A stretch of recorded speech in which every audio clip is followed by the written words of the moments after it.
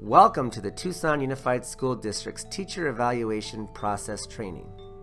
At the end of this presentation, you will understand and be able to articulate the basis for, the components of, and your responsibility within the Tucson Unified School District Teacher Evaluation Process. You will also be able to identify the areas of the process that have been revised to meet the criteria set forth in the Unitary Status Plan.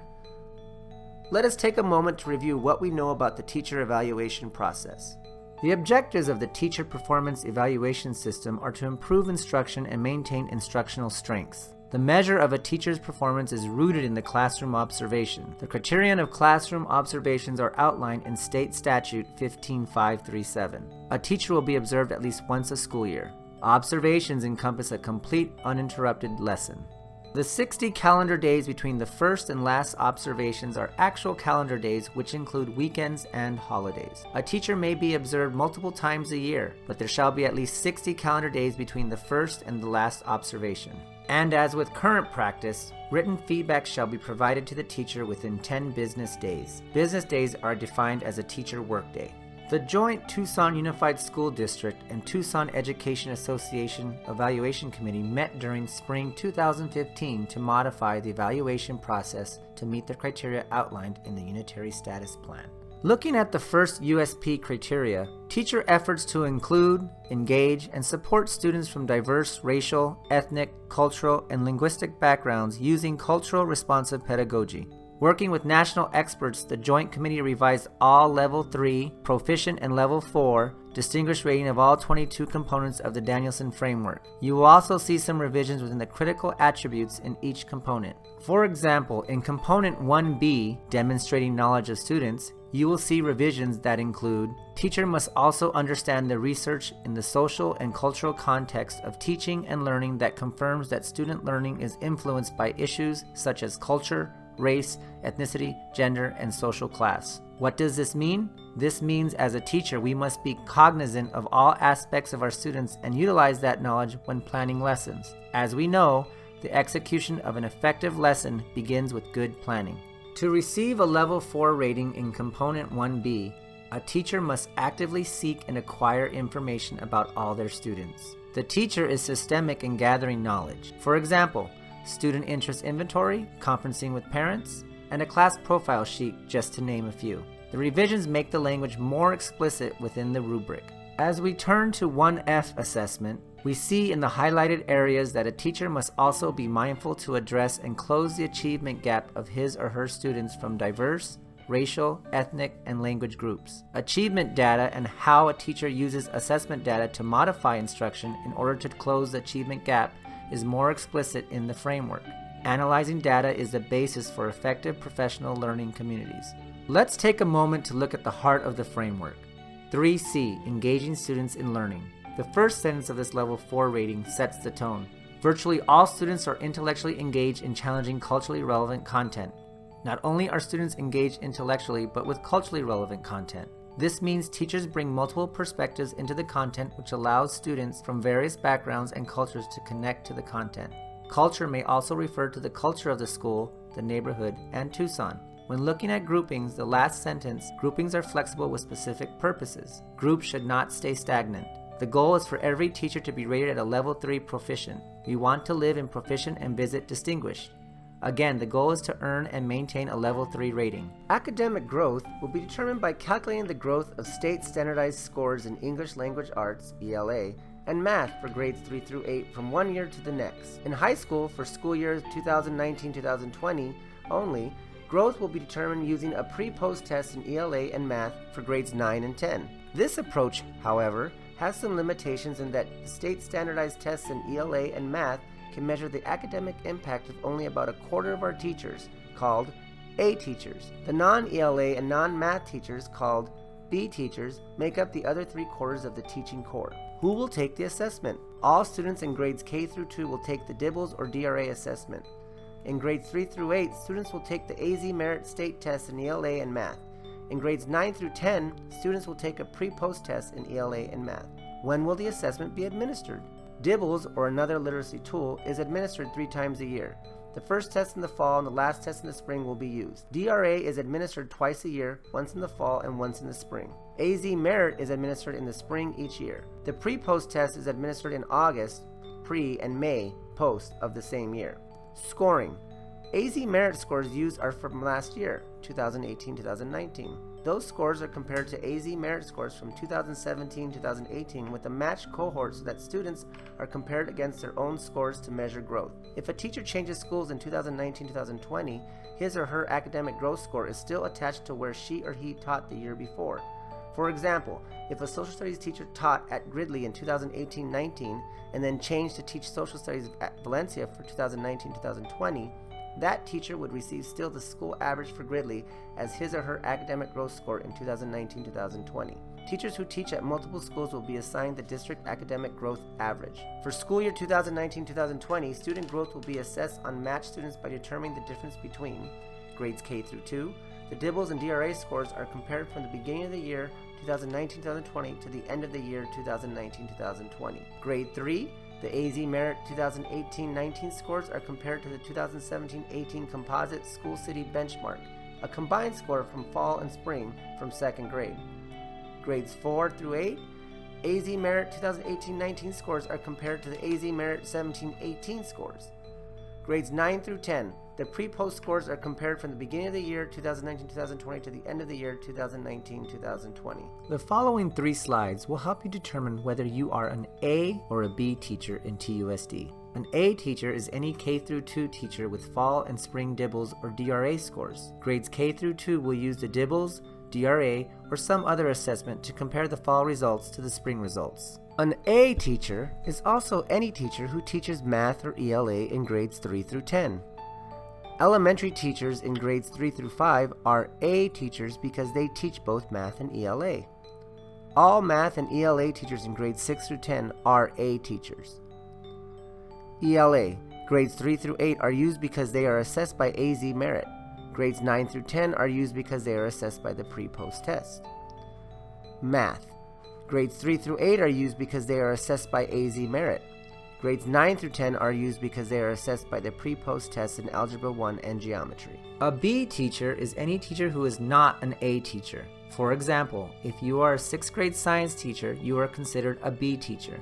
If you are a 12th grade AP chemistry teacher, you are considered a B teacher. The B teachers will be assigned growth points based on the school or the district average. The growth points for the teacher evaluation is divided into 5 categories. Teachers will be assigned points based on student growth. 1, which is low growth or a total of 11 points. 1.5, which is below average growth or a total of 16.5 points, rounded up to 17 points. 2, which is average growth or a total of 22 points. 2.5, which is above average growth or a total of 27.5 points, or rounded up to 28 points. 3, which is high growth or a total of 33 points. The minimum amount of points an individual can receive is 11 points. The growth points will be added to the teacher evaluation points total. A teacher points are calculated based on the role the teacher has in the school. For A teachers with 15 students or more with either 2 years of AZ Merit data in grades 4 through 8 or both a pre and post test for grades 9 through 10 will receive their own score. Grades K through 2 scores are for ELA only. Grades 3 through 5 scores are the average of the ELA and math scores per teacher. Grades 6 through 10 scores are from the subject ELA or math specific to that teacher. For A teachers in grades K through 2 with fewer than 15 students with fall and spring DIBELS or DRA scores will receive the DIBELS DRA ELA mean. For A teachers in grades 3 through 8 with fewer than 15 students with 2 years of AZ Merit data or SCBM for second grade will receive the school subject mean in which they teach.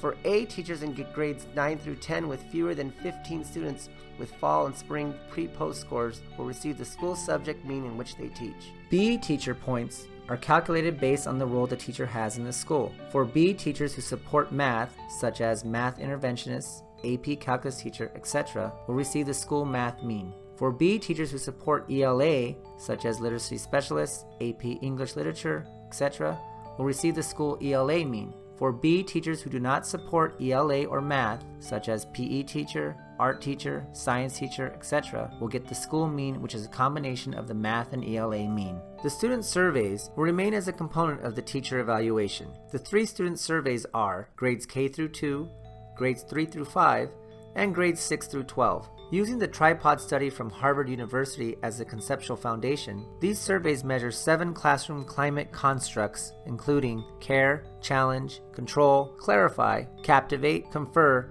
and consolidate. Each survey has a different number of total questions. The K through 2 survey has 10 questions, the 3 through 5 survey has 20 questions, and the 6 through 12 survey has 25 questions. Each of these 3 surveys is scored on the 4-point Likert scale. 1 equals strongly disagree, 2 equals disagree, 3 equals agree, 4 equals strongly agree. Responses on the Likert scale are averaged and result in an overall score that ranges from 1.0 to 4.0. So, regardless of the grade level and/or number of questions, the score will be the average number from the responses. The results of the survey will count for 10% of the teacher's overall calculation.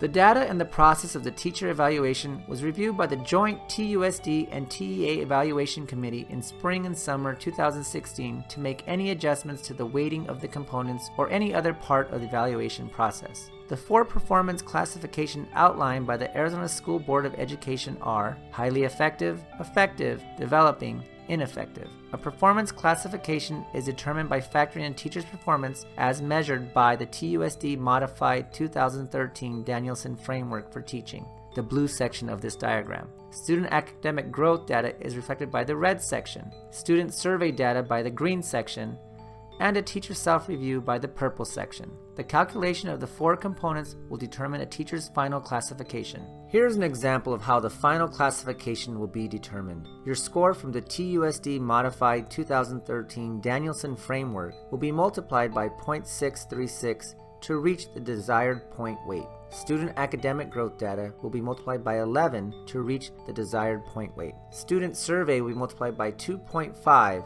to reach the desired point weight. Teacher self-review is worth 1 point. As a teacher, you will be able to determine where you stand as you progress through the evaluation process. Let us walk through an example that shows the maximum allowable points.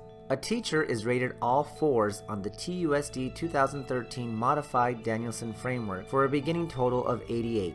This total is multiplied by 0.636, which arrives at the actual score of 56. You will follow the same process for each component in the table above. As mentioned previously, the data and the process of the teacher evaluation was reviewed by the joint TUSD and TEA Evaluation Committee in spring and summer 2017 to make any adjustments to the weighting of the components or any other part of the evaluation process. The joint Tucson Unified School District and Tucson Education Association Committee determined the cut scores needed to be adjusted to take into account the student survey of teachers component and to keep the TUSD Modified Danielson Framework for Teaching in the forefront. The cut scores are 79 to 100 points equals highly effective, 61 to 78 points equals effective, 47 to 60 points equals developing, and scores of 46 or less is rated as ineffective. This is the 2013 Danielson Framework for Teaching Smart Card.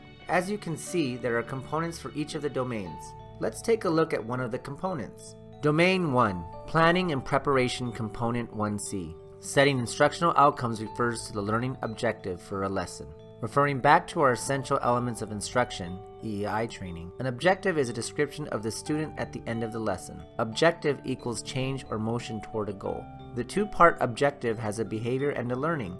The 4-part objectives have the behavior and learning and also includes condition and performance level.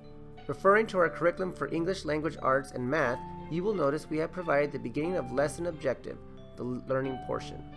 You, the teacher, will still need to add the behavior portion to the objective. A major focus of the Joint Committee was to have a process that focused on the growth and support of teachers through a coaching collaborative model. The next section of the training will focus on the process. Through the process, you will be able to see the many opportunities for meaningful and purposeful dialogue to occur between teacher and evaluator. You are currently attending the evaluation orientation training, which is explaining the evaluation process and the tool for which you will be evaluated. We will highlight the important dates and deadlines within the evaluation process. By the end of the first quarter, the teacher and the evaluator will meet to discuss the evaluation process. Discussion must be about the teacher's goals and objectives for the classroom and school, such as measurable targets, standards for performance, pertinent student academic progress data, the analysis of parent and student survey data, and previous evaluation results. This information will be pertinent when initiating the individual learning plan. At this conference, the first observation is scheduled. The beginning of the year conference may also serve as the pre-conference. The teacher will turn in the lesson to be observed at least 48 hours prior to the scheduled observation date. It is important to consider the context in which the evaluation occurs. The experience level of the teacher should be taken into consideration. The performance of a novice teacher, a teacher new to the profession with less than 3 years of experience, is likely to be different from that of a more experienced teacher, a teacher with 3 or more years of experience, or reassigned teacher, a teacher who has been newly assigned to a grade, a content area, or a school. Discussion of context should occur in the first conference. The descriptions of the performance classification levels should be reviewed and discussed based on the goals being set during this conference. During this initial conference, the evaluator and the teacher will review the teaching practices identified in the Danielson domains. It is suggested that the components associated with each Danielson domain be reviewed and discussed. The evaluator and teacher should be clear as to the expectations in each domain. After the beginning of the year conference, the evaluator should begin to score Domain 1. Domain 1 is continuously scored throughout the evaluation process. The teacher must complete their self-review by December 1st, and all teachers must be observed by December 1st. Written feedback and conference must be completed within 10 days of the observation. During the post-observation conference, the teacher should be prepared to reflect on the observed lesson. The teacher may provide additional evidence to support their performance. The evaluator should be prepared to discuss the observed lesson and any other data collected via walkthrough conversations and any data that might impact the level of rating assigned to each component. When determining the ratings for the components of Domain 2 and Domain 3, all data gathered to this point will be analyzed to determine the rating. The rating considers the consistency and maintenance of high-quality instruction throughout the school year, not just the formal observation. The evaluator should begin to score Domain 4 after the post-conference. Domain 4 is continuously scored throughout the evaluation process. Preliminary scoring of Domains 1 and 4 allows the teacher to decide whether to request a second or subsequent observation. Step 5 of the process determines whether a second observation is needed. If a teacher scores 30 points or more on Domains 2 and 3, a second observation is not required unless requested by the teacher. Step 5A states, if a teacher scores 29 points or less on Domains 2 and 3, a second observation is required. In the case of a second or subsequent observation, the cycle begins again with a pre-conference, an observation, and a post-conference. Again, preliminary scoring of Domains 1 and 4 allows the teacher to decide whether to request a second or subsequent observation. All second or subsequent observations must be completed by May 1st. The summative evaluation must be completed and reviewed with the teacher and signed by May 15th. As you can see, there are many steps involved with the evaluation process. Both the evaluator and the teacher contribute to the process. For the school year 2018-2019, we will continue to use our online evaluation management platform called My Learning Plan. Tucson Unified School District is continuing on this incredible journey to enhance and improve teaching performance and address the needs of our students. Tucson Unified School District and the Tucson Education Association, teachers and administrators, teachers and teachers, teachers and students, together we can deliver excellence in education every day.